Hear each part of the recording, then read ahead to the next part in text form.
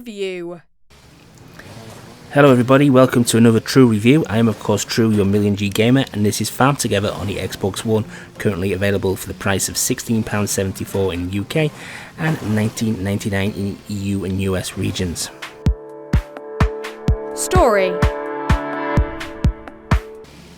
Well, it's a farming game, so you grow your own farm either by yourself or cooperate with your friends or other people online in a really unique, relaxing farming experience. It's as simple as that, really. The question is it fun? Graphics. So we'll start with the graphics. Well, the one thing that hits you straight in the face when you first load Farm Together is that it's bright, it's vibrant, it's in-your-face visuals.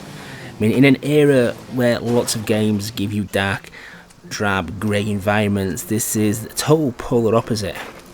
I mean, if we start with the customizable avatar, it's really a joy to look at. You can choose from male or female, then you can customize their face, their hairstyle, the clothes, the accessories, all of which carry a high level of detail, especially if you play in the close camera view.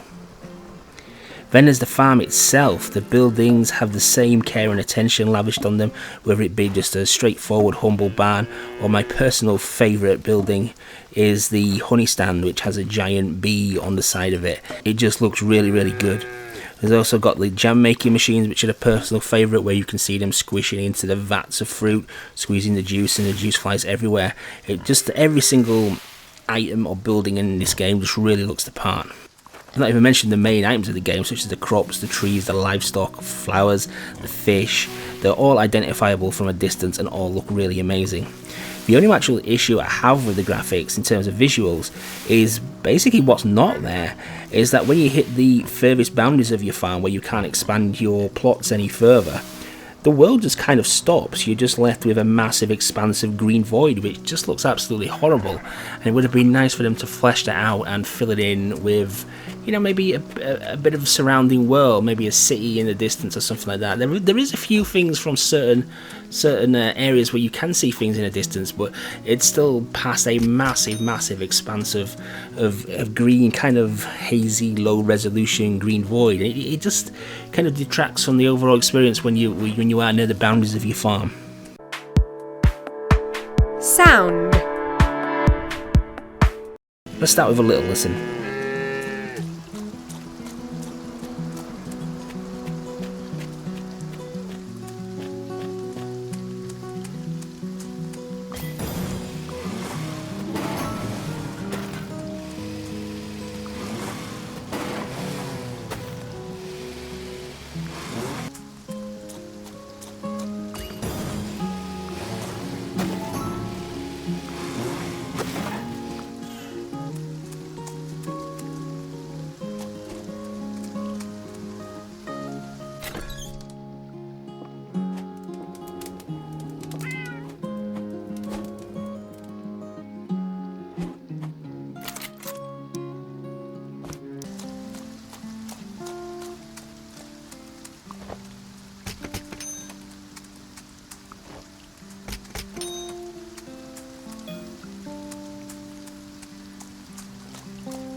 This is probably Farm Together's weakest area, but not because it's actually bad, far from it. The music and themes that play throughout are outstanding, there's just not enough of them.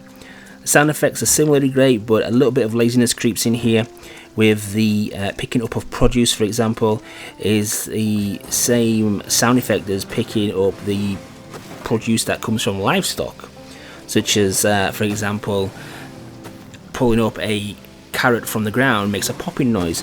But also picking up the milk that a cow produces also produces the same popping noise. But more on that a little bit later on in the gameplay section. Gameplay. Let me first start by saying I'm not a huge fan of this genre of games, but Farm Together may have actually converted me. As I mentioned in the graphics section, the visuals just grab you straight away, and the excellent tutorial leads you through the basics of ploughing, planting and harvesting, as well as how buildings and the game's economy works. You're quickly into ploughing and planting on your first bit of land. Your crops require watering, which reduces the time they take to harvest, but thankfully they don't actually spoil if you choose not to water them. So what happens then? The crops are ready to harvest. You pick the crops up. The crop levels up, meaning the next time you harvest it, it's worth a little bit more. As every single crop, animal, plant, flower, fish, bit of fruit, everything in this game actually levels up and is worth more the next time you actually plant it and farm it. In addition to that, your farmer and the actual farm itself have separate levels as well, and these are crucial to progression. As the higher level you are, the more crops become available, new crops, new versions of animals, new trees, new fish, all become available, giving you a larger selection of crops and things to do and purchase with your money. And if that wasn't enough, when you actually build the home has its own separate set of menus with furnishings for the living room, the bathroom, the kitchen, etc. And you can design that to your heart's content as well using the in-game currency. Now, speaking of the game's economy, it may seem a little daunting at first, as when you learn that the game has 4 currencies, and yeah, that is 4 currencies. I have to admit that when I first saw this, I immediately thought that here we go, where are the microtransactions asking me to buy diamonds, asking me to buy medals and such, but I'm pleased to say they aren't any. In order from the most common to the least common, you have gold, which is used to purchase the majority of crops and buildings. We then have diamonds, which are earned by selling your produce. Sometimes items require a combination of gold and diamonds, or sometimes they're solely purchasable with diamonds alone. Same then we have with ribbons, or medals you could call them. These are earned by completing quests, which basically involve just producing a certain amount of crop or produce that the game asks you to do, and you get awarded a varying different amount of medals.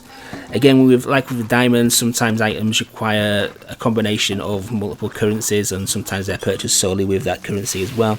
The final currency is tickets, which are predominantly used for paying helpers to manage a set area of land for you, which kind of eases the workload on yourself. Now, as more crops become available, you notice that some can only be planted in certain seasons, which last about 18 minutes real time.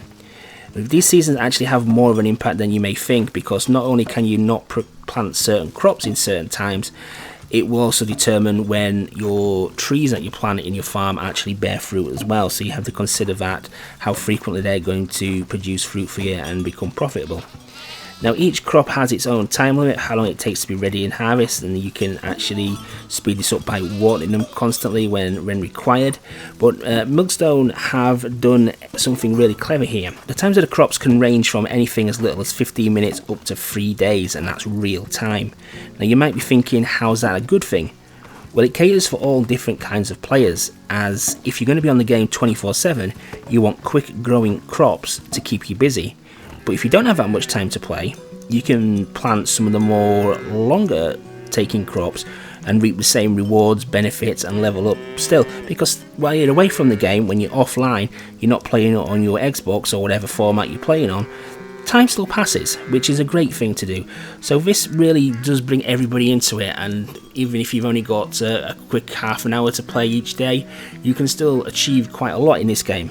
Now, finally, we have the cooperative element, where you can open your farm up to others to join, and even decide to take a look at another player's farm as well. Now, the advantage of this is when you're working on someone else's farm, you start to fill a boost meter, which when full gives you over 15 minutes of double XP when you return to your own farm. Letting others work on your farm is also a good way to level up your own farm, as everything they do counts towards your progress as if you would farm the item yourself. Now, there's not really much criticism I've got for Farm Together, to be honest with you. I mean, I'm 50 hours in playing this, and I'm still having fun unlocking new items and gradually expanding my farm plots. I mean, other than the annoying aspect of the graphics that being this green void when you hit the boundaries of the map, the only other slight niggle I've got is that a little bit of laziness I mentioned in the sound also translates to some of the animations as well. As I mentioned, the picking up a bottle of milk or picking up a truffle, for example, from the all results in the same animation, the same sound effect as if you was pulling something from the ground. It would have been nice to actually see an animation milking the cow, for example. Or these like ones where you pick up horseshoes or cotton or wool from your sheep and stuff like that. The same animation is you bending your character bending down and like pulling a rooted vegetable out of the ground, and you get the same popping noise. That's just a little bit of laziness on my part, and I'm quite I'm a bit puzzled why that's the case with it. I think it's probably more of an oversight, to be honest with you, because the amount of detail thrown into this game in other areas is absolutely astounding. I mean, something just as simple as this, really, just like one animation and a couple of animations here or there, would have just made it an awful lot better. Other things that always kind of bug me in these games, you put your animals down, you can build fences, you can build walls, you can put gates on there and stuff, and the gates are interactive, you just hurdle over them. It would have been nice that you've gone to the effort of putting a gated piece there, that the gates actually animate and open, and it would have been also nice for a few more of the items to be interactable. Some of them are, for example, like benches you can sit on in the home, for example, you can lay on the bed, you can play the pianos, you can use the cookers, you can sit on the toilet, for example, or on the armchairs and things like that. But it would be really nice to have a bit more interaction between some of the more outside items in the actual farm as well, because the amount of items that you can customize your farm with, such as like luxury, just visual items, is immense, as are the number of crops and trees and things you can put down in this game. It's just mind-boggling how much they've put into this, to be honest with you, all for this, all for the price as well. And I say I don't normally like games like this, but this one has really turned my head. So if you haven't guessed it by now, Farm Together is definitely going to be getting a recommendation of a instant buy from me. So I hope you enjoyed the review, guys. If you did, please remember to like, comment and subscribe, and maybe share the video on social media, on Facebook and Twitter, for example. And do remember, I do stream each and every night over on my Twitch channel. All my social media links and Twitch channel can be found in the description below. So I hope to see you then. If not, I'll catch you in the next video. Thanks for watching.